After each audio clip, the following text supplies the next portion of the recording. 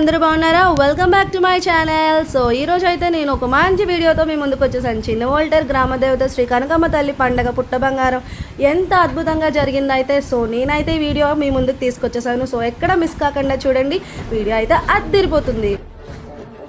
So Yadav stars ఆధ్వర్యంలో అయితే ఈసారి పండగ చాలా గ్రాండ్గా ప్లాన్ చేయబడిందండి. సో నేనైతే ప్రతి ఈవెంట్ని నేను మీ ముందుకు తీసుకొస్తాను.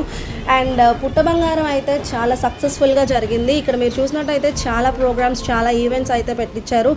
సో నేను ఆల్రెడీ బిఫోర్ వీడియోలో మీకు చెప్పాను, నీలధార వీడియోలో సదున్పట్టు నుంచి అమ్మవారి గుడికి అయితే మనం ఇప్పుడు అమ్మవారికి నైవేద్యం పట్టుకెళ్తామండి. సో ఆ దారిలోని మనకి ఈ ఈవెంట్స్ అన్నీ కూడా వెళ్తూ ఉంటాయి.